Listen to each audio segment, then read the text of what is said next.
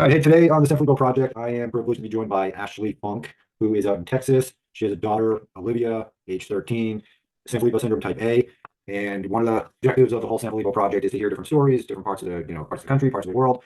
Her daughter was only recently diagnosed earlier this year, even at the age of 13. So I thought it's one of those later diagnosis stories and probably a little bit different from the average one in that sense. So I will turn it over to you, Ashley. Why don't you tell me about yourself and just go from there? All right. So I'm Ashley. Olivia is my daughter. We call her Livy. She's just turned 13 in September. We were diagnosed when she was 12 in February. It was a long journey trying to get diagnosed because she wasn't like the typical case where we see, at age 3 and 4 where they start declining and having some regression, or, even now she really doesn't have extreme prominent physical features. So it was a lot of trial and error with doctors and different specialists and different types of therapies because they initially said nothing was wrong. Then around old is when she started really declining academically. And so she was labeled with intellectual disability. And then they said it might be ADHD. And then so we tried all of the medication for that. She got all the way up to like 25 milligrams, I think it was, of Adderall. Mhm. And I told him, I was like, I don't see anything Yeah. changing. And I don't want to keep giving her this drug, trying to give her, not a thing, like it wasn't touching her at all. And so then they said, well, maybe it's autism and the autism is taking over the ADHD. So she's not able to focus. And I mean, we went through ABA therapy, we did through cognitive therapy, we did like cross body therapies. Like we've tried, I mean, if I could, Did you say cross body therapies? What is that? so they initially tested her and they said that like her right brain and her left brain were not communicating. And so in order to kind of get them to start intertwining, you have to do things like take your right hand and reach for an object all the way to the left side of your body and cross that midline to kind of make it. And we noticed that Olivia, like if something was in front of her and it was to the left, she would walk around the table to grab it before she would reach across the table to grab it. And so we were like, I was like, oh, you know what? Maybe this is it. Maybe it's just her right side and her left side aren't communicating, and we're gonna see, some success here. And of course we didn't. And so it was just one day I was talking to her liver doctor because Olivia also unfortunately hit the lottery with medical diagnosis. She's had arthritis since she was 3, was diagnosed at 3, and then Arthritis at 3. That must have been defining to hear. I was actually thinking about that the other day. Like I got diagnosed when she was her arthritis diagnosed at 3. I was like absolutely devastated. Obviously, she's my baby. I don't want anything to be wrong with her. But looking at the bigger picture now and seeing what her life has gone, that is like the most minimal diagnosis she's gotten because Yeah. later on at 7, she was diagnosed with autoimmune hepatitis. So Gotcha. she has liver disease as well.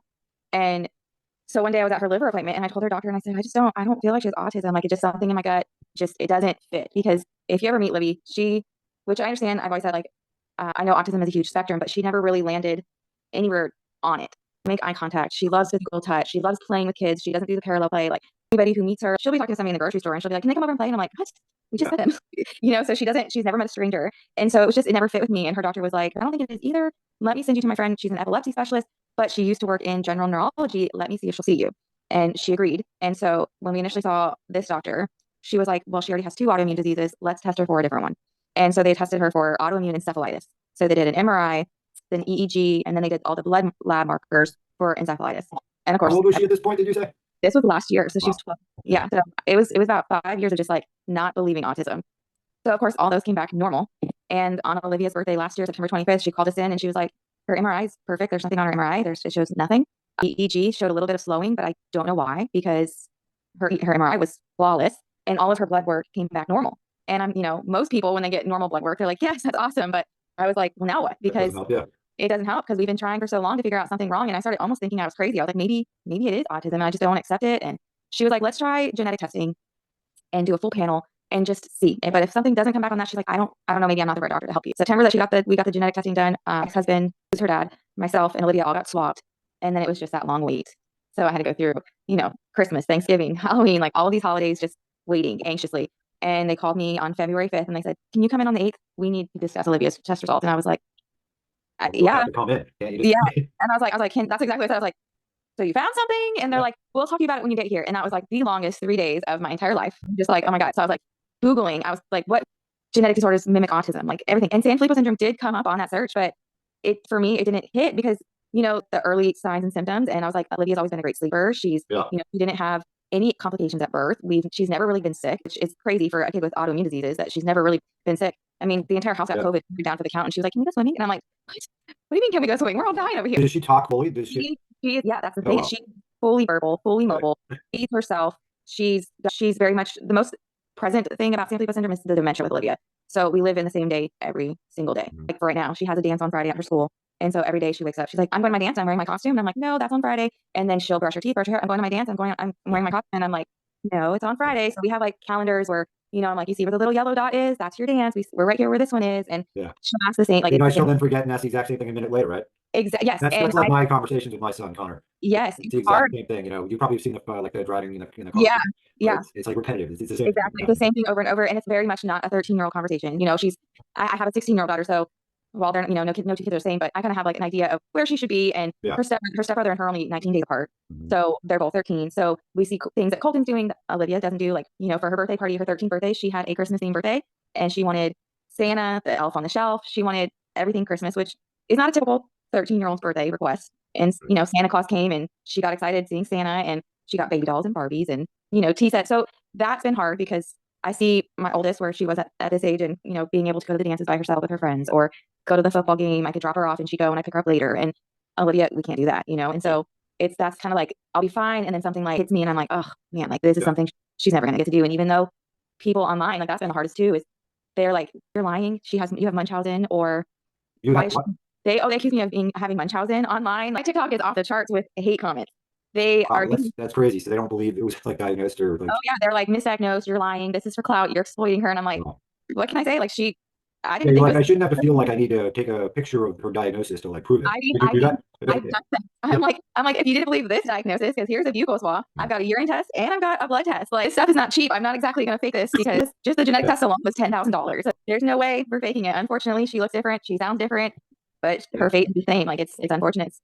It is what it is. And Yeah. that's been like a hard thing because I'm not able to really grieve it because I'm always having to defend it. And so it's like a wave of emotions because Yeah. I'm like, oh, I don't want to post that she went and rode horses today or that she went and did this because God forbid I'm gonna have someone on here taking a good moment and being hateful.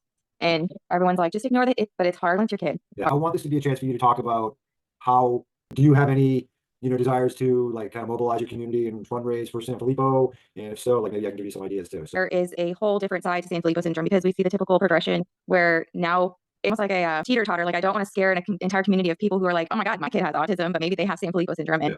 put moms into fear. But I also want to show that yes, it does look different and just because it's not a typical progression, these kids, it's still serious. And Yeah. so we did actually do a fundraiser in September. We did it for just a local fundraiser, more of just bringing awareness and Olivia getting a little bit of a dream kind of come true for her. We did a coffee fundraiser. For some reason, the girl's obsessed with coffee. Yeah. And so we up with a coffee truck here in town called True Love Coffee. Mhm. And they let Olivia go in the truck and she was able to like as a coffee girl and serve coffee. And so people came and all the proceeds went Great. to Olivia. And so we were able to pay off some medical bills for that Oh, one. So that's it was, great. yeah, so it was super beneficial because I was not prepared for all of what was to come with Sanfilippo syndrome. So we've been doing doctor's visits for all the other diseases, but this one required travel to Houston and traveling to North Texas. And so main goal is just to hopefully, if I get more people who are like, obviously we're, the Sanfilippo Project. So we wouldn't have this mom on here if her child didn't have Sanfilippo syndrome. Like hopefully it'll eventually bring more support, less hate. And I'm not looking for sympathy, but empathy, I guess. So you want people to understand what your daughter has so that they know how to engage with her and what to almost expect, I think, as a teacher, as a school. What is she Correct. currently doing for school? And does she have a full-time aide like a lot of our school So coaches? she has pairs at school. She goes to school full time. She's in her special education classroom for all of her core class, and so she goes out for art, and she goes out of the classroom for dance and art. So she's able to still participate fully in a dance class. She's not able to learn the routine per se. So Yeah. within 5 minutes, they said that she kind of just dances to the beat of her own drum, like just whenever the music You starts, know she what? just Just let her be smart and happy and do it. right. And so it's a lot to just keep her happy and Yeah. keep her moving while we can. So right now, nothing is needing like a direct para to kind of she doesn't need help feeding or changing or using like the facilities and stuff like that. But they do walk her because otherwise she'll see somebody or something she likes and she's off that way. So they kind of are more just to make sure she's getting to A and B. Yeah. And they're amazing. They absolutely so in elementary school it was frustrating because she didn't really have. But I think it's also because at the time we didn't have the right diagnosis, so they didn't have the right resources to help her. But middle school has been a game changer because they have a little bit more staff to teach to student ratio, so she's able to get a little bit more one-on-one. Where elementary school was more students, less teachers. So she loves school. She loves to go to school. A structured everyday thing that is reliable and she can get Yeah, through. it's part of her. Yeah, so while her memory for short-term memory and she's not able to read, like they'll read with her and they'll be like, she read the book, but as soon as they go back to see if she could do it again the next day, she can't do it. Just got her a speaking device. I don't remember exactly which one they got her, but they're working with her on a different way of communicating. So that way, when the time comes that she does start losing her verbal skills, that she's kind of comfortable, hopefully, with that other communication device. Right. Yeah, that's cool. It's basically keeping her in school to keep her busy and kind of just maintain, like she does OT, PT, and speech in school. So kind of just to keep those skills fresh. Yeah. Have you been in touch with foundations, Cure Sanfilippo Foundation or any of the others, and have you gotten any kind of support on that end? Yeah, so the first day, like the day I found out, I decided that I don't know what it was. I didn't have it in me to type everything out because I didn't want a bunch of people calling me Yeah. and saying, like, having to repeat myself. So I went on and made a video. And Mhm. then I was like, you know what? I've been posting about this journey, trying to figure out what's wrong with Olivia. So maybe I'll post this on TikTok too. Yeah. And thank God I did, because the way she was diagnosed was a nightmare. The doctor did not put any time aside for us. She basically gave me a big old paper stack of, palliative care, funeral homes, social security Wow. information. Geneticist? Like, No, it was a neurologist, wow. and basically told me, she's like, "It's this, and it's terminal. Go home, love her while you can," which we've all gotten that Yeah. comment. And I wouldn't worry about her doing any more tutoring because, it's terminal, so you don't want to waste your money. Wow. And How cold. Nice. yeah, she was like, "If you have any more questions, just make an appointment." And I'm like, "Hold, I work in healthcare," and I'm like, "You didn't even make enough time to really give me this news. Like, Yeah. it's not like you're telling me my kid has like the flu or like, and that's gonna long treatment. You're telling me my kid's passing away." So I was under the impression that I had months with Olivia. Like the way she made it seem is like, was like, "Is this for real right now?" Like, Thanks. so I made a video and I was like, "She's dying, mom," and she's like, "What?" And I was like, So I posted it, and Carrie and Kristen and, well, so many people were like, hold on, stop. Yeah. That's not how this Wow. works." And so thank God I posted it on TikTok, because then Glenn reached out and Kara, and they're like, "Here, let's set up a meeting." And I was on the phone with them that same week, Mhm. talking to them about what exactly it is, sharing her mutations. They were explaining to me what exactly is going on, who to get in contact to. So I was able to get in. They were able to link me with doctors who understand, who Mhm. deal with this. So that was the biggest blessing of making that video. So Mhm. I was able to like get saved pretty much instantly before I was like down the deep hole. They want to do a spotlight family video about Olivia. And it's on me. I have all the questions, but it's just so hard because since she does have so many siblings, they're like, "We want to hear from the siblings." And that's the hard part, because they're all old enough to understand, except the only one that doesn't is my 4-year-old. Mhm. He gets frustrated because, when we talked about earlier, the way that they repeat themselves. And Mhm. he's like, Yeah. I already told Yeah. you. Yeah. He's like, "Lydia, that's mine." And because she's cognitively 3 to 5 years old is what Yeah. they found out. Yeah. And so he's 4. So it's like two toddlers at home. And, Yeah. he's like, "That's my toy. That's my this. That's mine." And so he doesn't understand. So he knows Olivia has arthritis, and he knows that, and Olivia knows that she has arthritis. So she understands that she has arthritis. That's the only thing that she really understands. And I think it's just because it's been so much part of, since before any kind of Yeah. brain damage set, that it's kind of like something that she remembers. Yeah. And so we just tell him, we're like, "Remember how Livy has arthritis?" And he's like, "Yeah." And I'm like, "It just makes Izzy special. So you have to be patient with her." Right. Because I'm not about to be like, telling my 4-year-old that Oh, yeah. Yeah. this is dying, but my other kids know.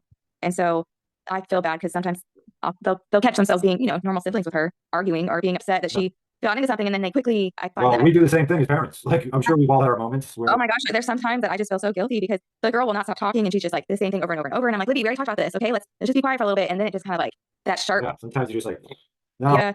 She's not real big on affection. So like when she wants to, when she gives it to you, you're kind of just like, "Okay, you want a hug right now? Okay, I'll hug you." And usually we have to be like, "Olivia, I love you." And she's like, "Okay." some other things you wish your community or your friends or family knew about Olivia, but also about, your family and your own role as a mom, like just to give people a better understanding of kind of the life in a Sanfilippo mom world. Being a mom, like, so I'm some of these moms I see, like, I work a full-time night shift. I work in the hospital. So I'm on constantly. And so I've learned real quickly, unfortunately, that people are not going to be there for you through this. And a lot of people aren't forgiving when you have a hard day. So for like instance, when Olivia was first diagnosed, like I was angry, I was hurt, I was scared, and I took it out on people. And instead of kind of, which is not an excuse, but also a little bit of grace goes a long way when you kind of like take a step back and be like, "Okay, like she just got the worst news of her entire life. Like, let's give it some space, or let's give her some time to kind of grieve everything." Because anything that came at me, whether it was just like spilled water or, a flat tire, like something, it was big. It was made out to be way bigger for me because my emotions were just so Yeah. big. And so I actually lost family members that didn't, they were like, "No, we're done. We don't want to deal with this," or Well, "You're using Livia as an excuse." And that's never been the case, but it was a lot of stuff to take on all at once while still having to work full-time jobs, still having to take kids to soccer practices and dance practices. And, the world didn't stop, and it doesn't stop. Like, it's never going to stop. Even when Olivia gets further progressed, it's never going to stop.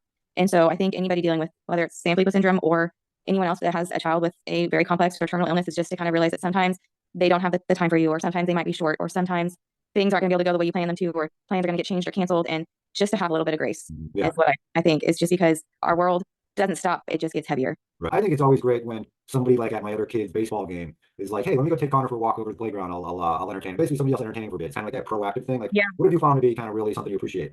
So that's the thing. That's what I've had. Kind of opposite, not so much with just Olivia, but like my best friend Christina here. She's like, "Hey, do you want me to keep Caroline and let her?" So like it's kind of giving my other kids some one-on-one attention, Um, because right now in the thick of everything, I'm not able to fully give 100% one-on-one time all the time like I used to. mhm. And so I have friends, and my parents even, like, they'll take each kid one night by themselves, and they kind of just get that one-on-one time where it's just them. They're not Olivia's sister or Olivia's Yes. sister. They're Yes. just them. And I think that is huge because sometimes it's scary to leave your kid with special needs with other people. So you take it all in, where the other kids kind of, like, we do our best to not make them glass children, but sometimes there's days where they are, and you do your best not to. So I have a lot of friends and family here, and even my best friends that live across the country, that they'll reach out to my 16-year-old and they'll be like, hey, I miss you, or I'm thinking about you, or if you need to talk, you can That call is so me. great. Yeah. And so that has been the biggest blessing, because, and I feel so, sometimes I feel guilty because I'm like, oh my God, I don't want to take advantage. But they're just like, no, I You want to want do to this. do it. It We makes want us to feel do good to this. do it. And that's been something that's been a big thing for me to learn to be okay with, is that it's not me taking advantage. It's not me using anybody. It's them just showing up.